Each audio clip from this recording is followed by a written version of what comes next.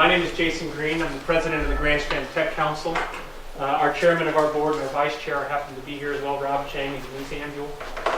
Two of our board members are present, which is great, as always, to have them here. But I'm going to talk a little bit about the Tech Council before we get into our speaker today. So spend a few minutes telling you about the Tech Council and what the purpose of the TechConnect monthly series is. So before I get into that, though, the Grand Strand Technology Council's our main vision is to grow the technology sector in the Grand Strand. And if you look at it, that's a very simple definition of our vision. And it's really to grow this to the point where we can be a hub for technology and innovation. But the way that we do that is we promote the local technology community by bringing it together, bringing local businesses together to really grow this in a unified effort. We also support local businesses here locally with their technology needs. So if you're a small business owner, we can help you find the right resources to help you implement technology into your business. And then finally, we enhance the education by working with the school districts in both Horry and Georgetown County and helping the students learn some very valuable skills that they can use when they graduate from high school or even go on to college. The way that we do that is we have 6 local initiatives, and we pair that with local, regional, even national resources to really bring a nice mix of things together to really unify our effort. Our Tech After School initiative is really focused on STEM education, and we're going to be really launching out some very unique things in the course of the next few months. I think it's going to be really exciting for students and really teaches some competitiveness and collaboration, some decision-making skills that we think are necessary for them. Robotic support is an initiative that we use to support robotics education, whether that's mechanical engineering or electrical engineering and even computer science within the schools themselves. Our TechConnect initiative is really about connecting you, our business owners, with these initiatives, all of our initiatives, and also to give you some education that you can use. And Joe Bonanno will talk a lot about how to utilize the cloud today. But it's really kind of to impart some education and then let you know about opportunities to get involved in our community. Our Women in Technology initiative is to find professional women that are in tech industry and really have them work with students and teaching the young girls within the school system and how to pursue those type of technology careers. And then finally, Startup.SC is about working with entrepreneurs and helping them take their ideas and make it a reality. We certainly have an awards program which we use as kind of the icing on the cake to show people that we care about the accomplishments that they have and the students' accomplishments as well. But when we look at promoting the technology, we really want to bring the culture together in the area. We don't want to disenfranchise the culture that exists here. This is why we love Myrtle Beach and why we love the Grand Strand, is because of the way that it is. We don't want to change that at all. We actually want to embrace that and actually infuse our technology and what we do into that as well.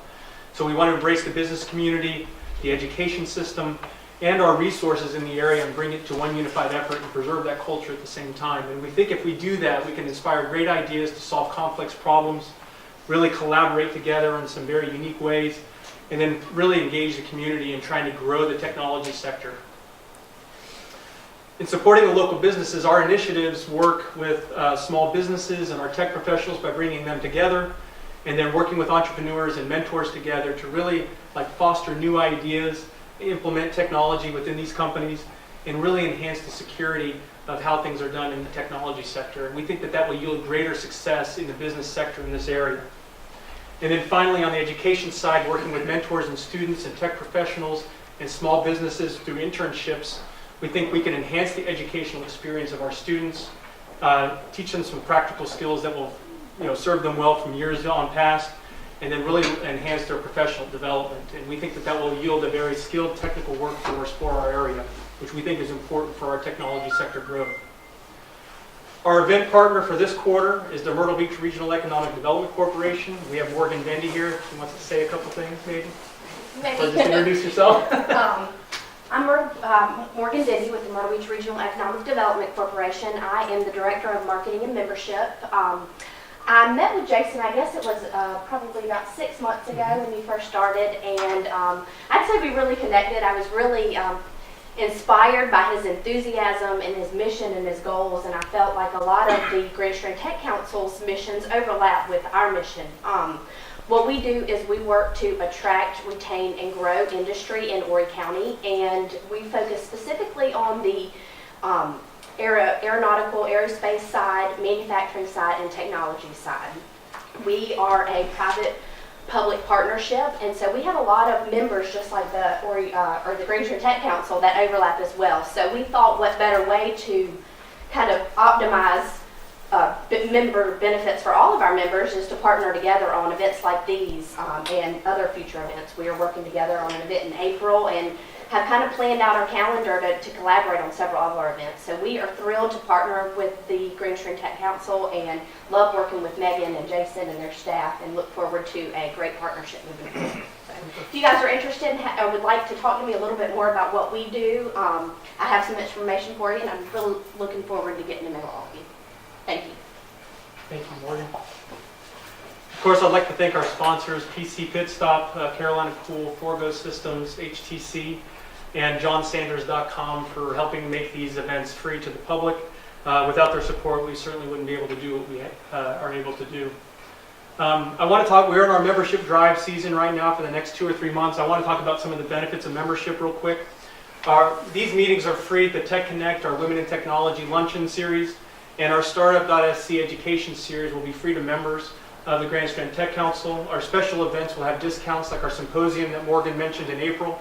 It's an aerospace and technology symposium. It's going to be hosted in this building, actually in the auditorium across the hall here, and some of the breakout sessions will be in some of the classrooms here. It's really exciting. We have a great list of partners, including the EDC of both counties, helping us support that. And then the awards gala, of course, there's discounts there. Our expo booth for the symposium, there'll be discounts afforded to members of the Tech Council as well. And then, of course, member-to-member discounts. Our featured member discount of the month is Forgo Systems. Rob Teeple is the owner. He's one of our board members. He has a community SEO program. It's something unique that he's created for his business. It's a non-invasive search engine optimization, so he doesn't have to get into your code or do anything with your website. But it's free for 1 year if you sign up within the next 3 months as a member. And there's his contact information, or you can just email me and I can connect you with him.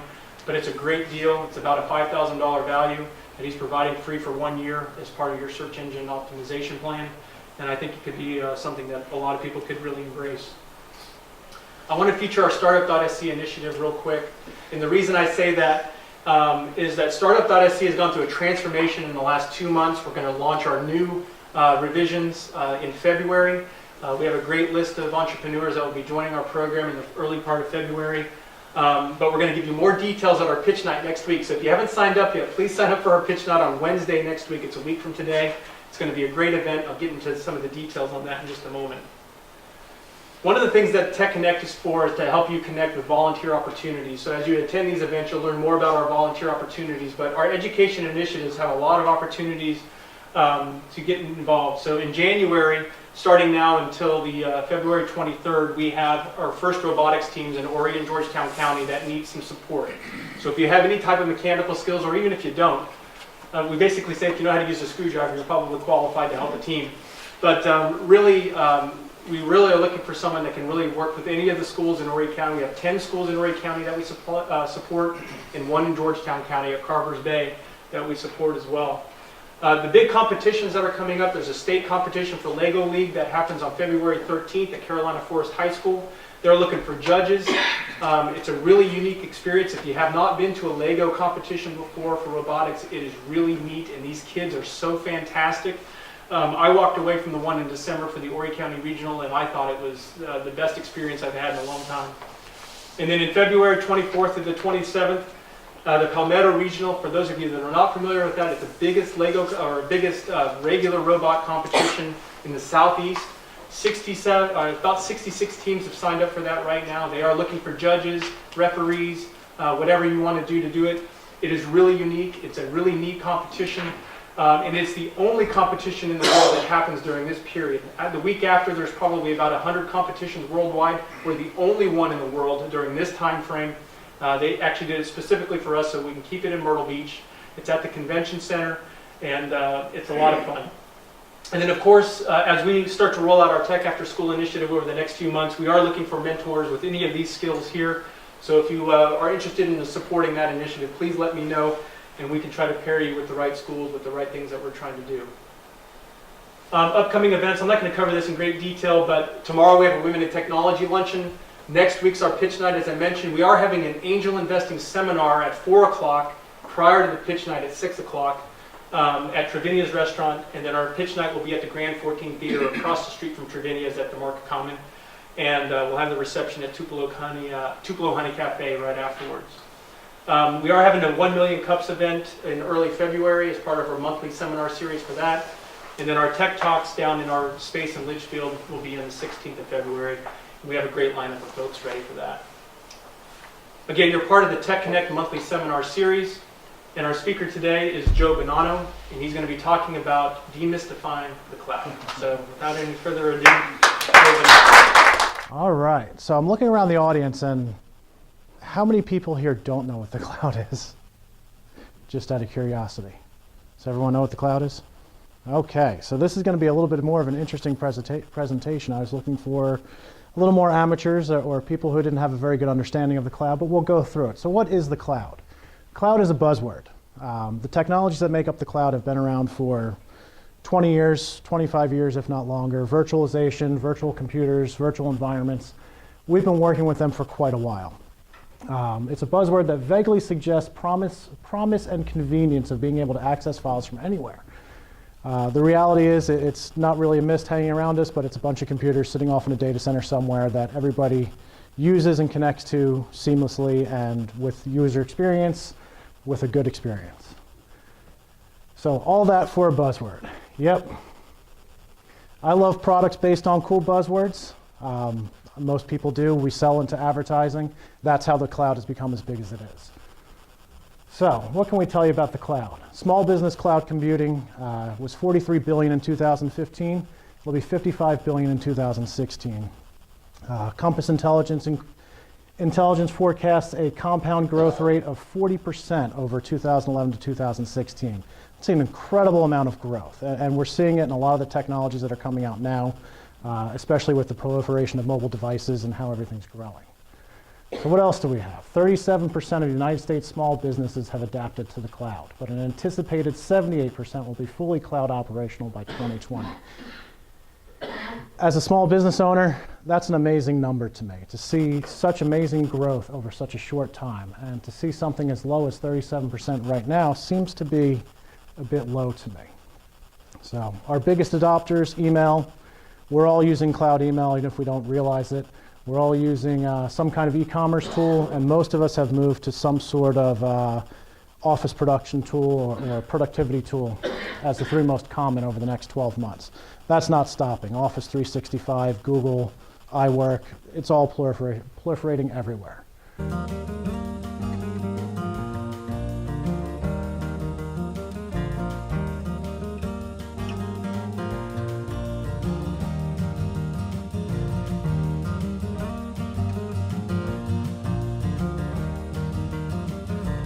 Cloud, there's not a lot.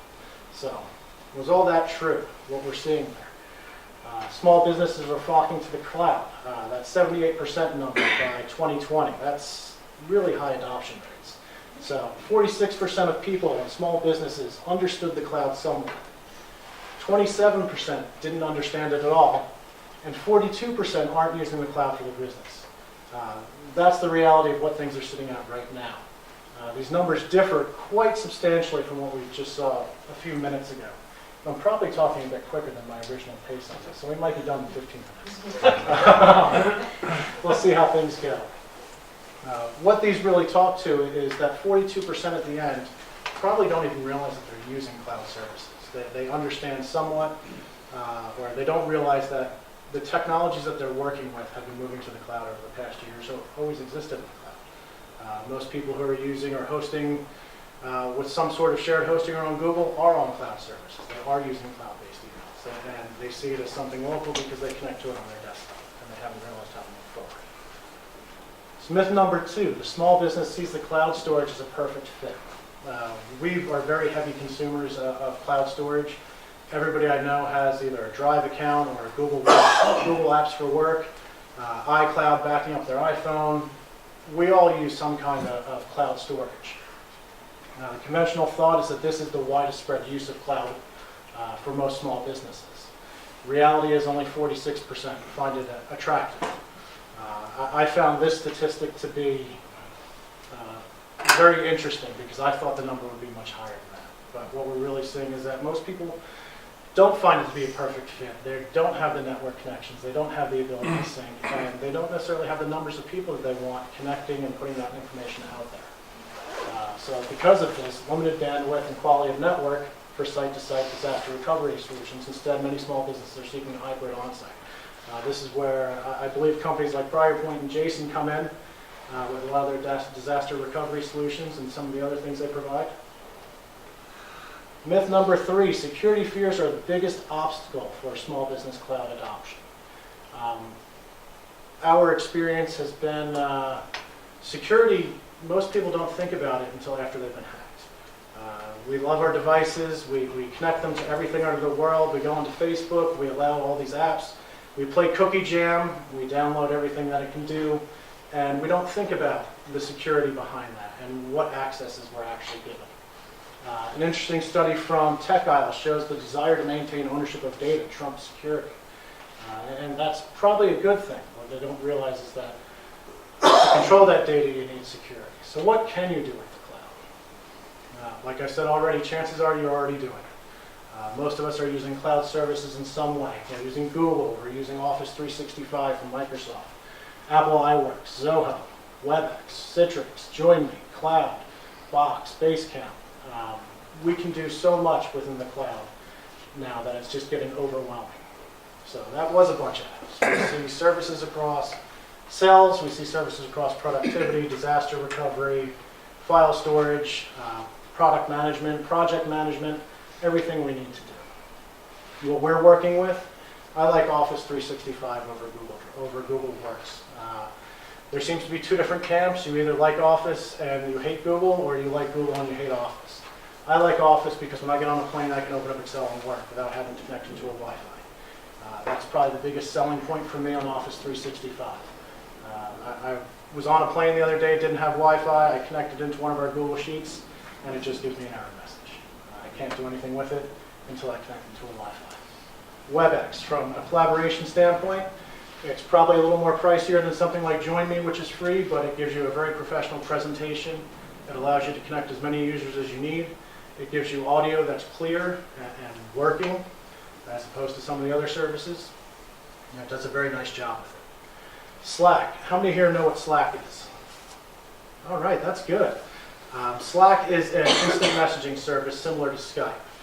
One of the big differences between Skype and Slack is secure. When we were approached for implementing a solution within our company, we needed to have something that would meet our security protocols. It had to have two-factor authentication. It had to be secure. It had to do exactly what we needed to do. There were two options for us. It was really Slack and HipChat. We looked at Slack. We liked it better. We liked their responses better. We liked what they were building towards and the feature sets that they were coming to. Box. When it comes to online storage, Drive is free.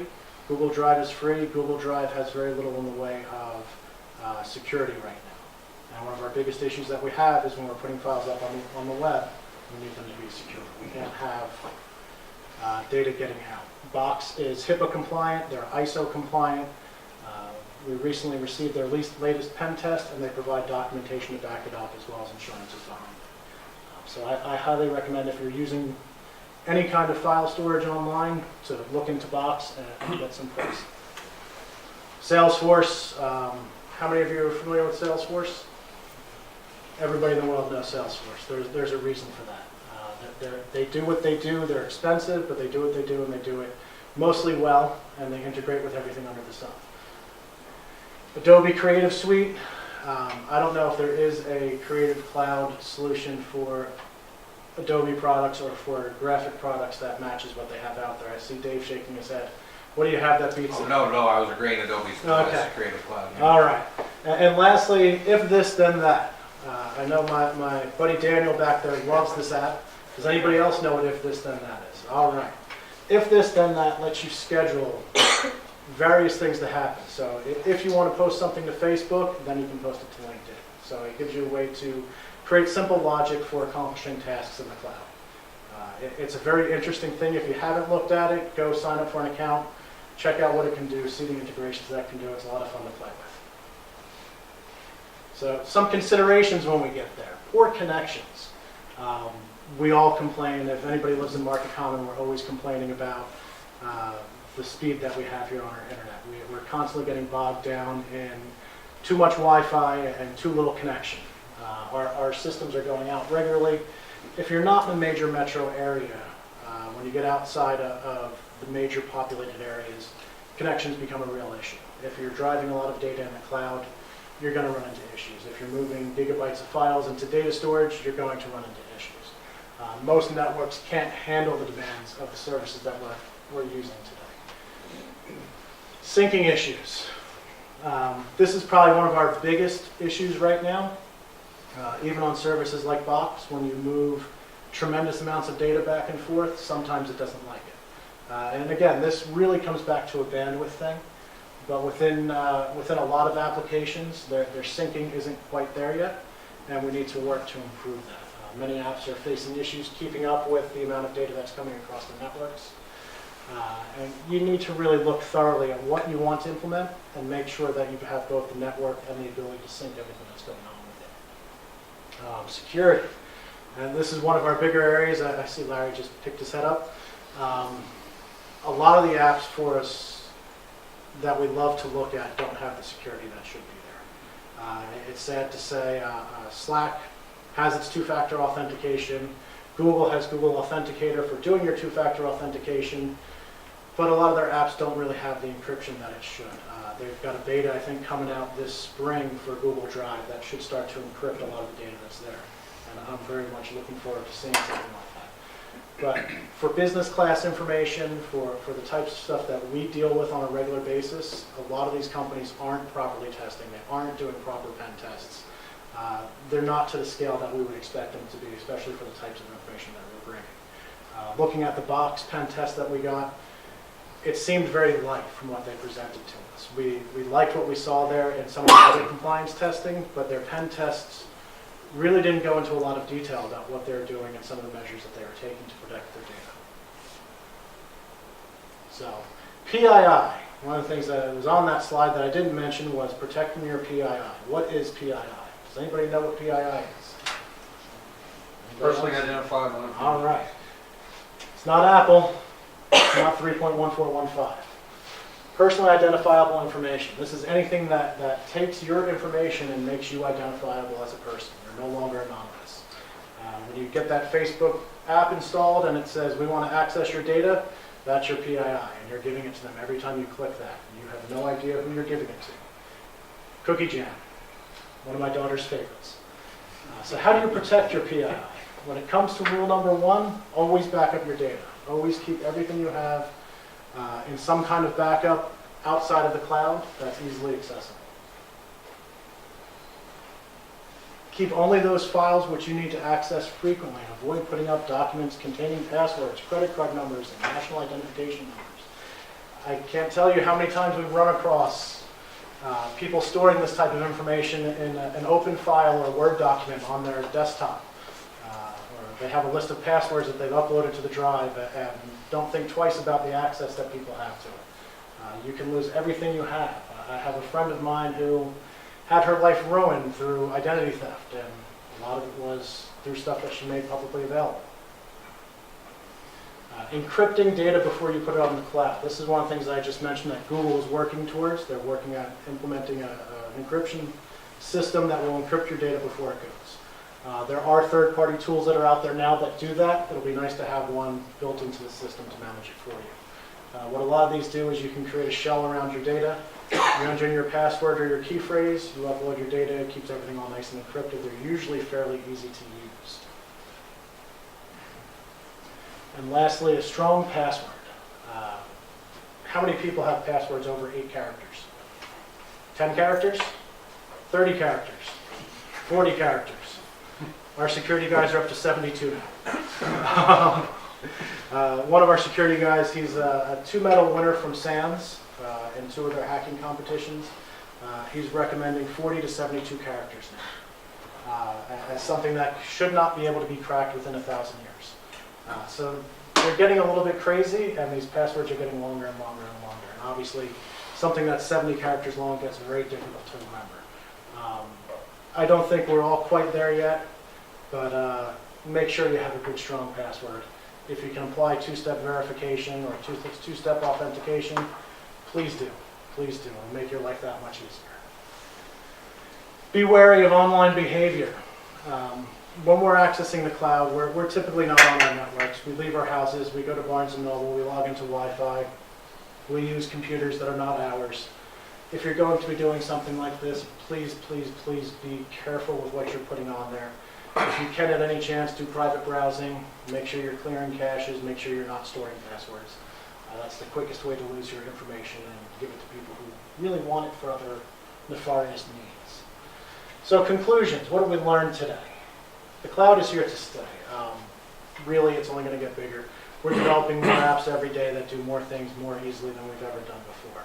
And we're carrying less things with us to do that. So everything we're doing now is on our mobile devices. We're moving to a more mobile society. We need to find ways to meaningfully leverage benefits of small business and how the apps that we're building today can help build us into something better.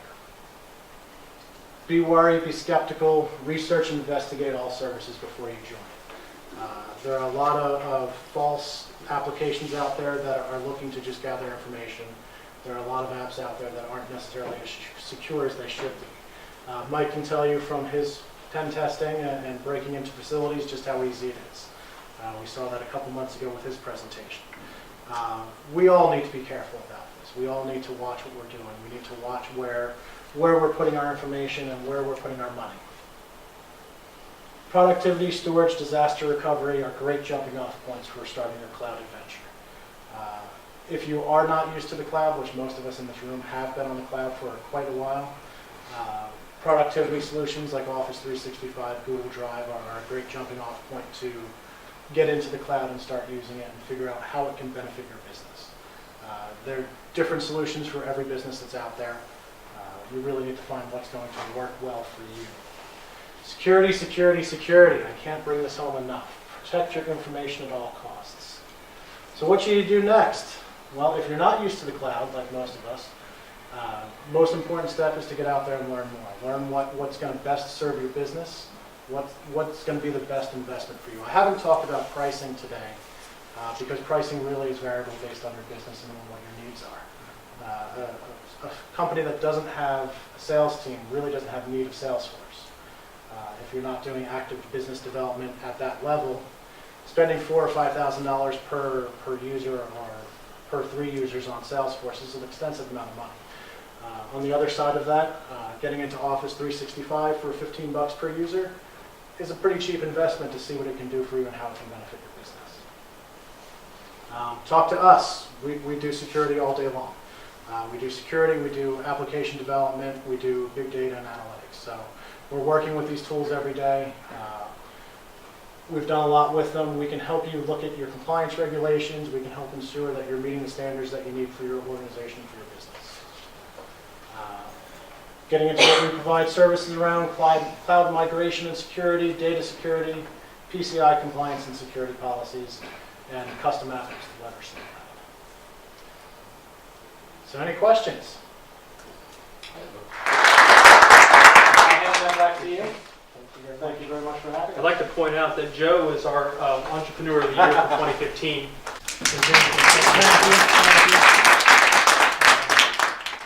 And his business has grown tremendously over the last year, which is why he was awarded that distinguished honor. For our next TechConnect event, we have Josh Williams, who happens to be in our audience. He's going to be talking about search engine optimization. And I think it's going to be a really neat talk. I've seen him talk about it before. It's really engaging. I think you'll be able to take a lot away from it. And then the following, we have Cameron Miller, who is a UX specialist, to talk about user experience and how you can utilize user experience to help with your customer experience that you create for your own company. I want to thank you again for coming. We are having a reception at Gordon Biersch following this, so please head on over and have a free drink on us. So thank you very much.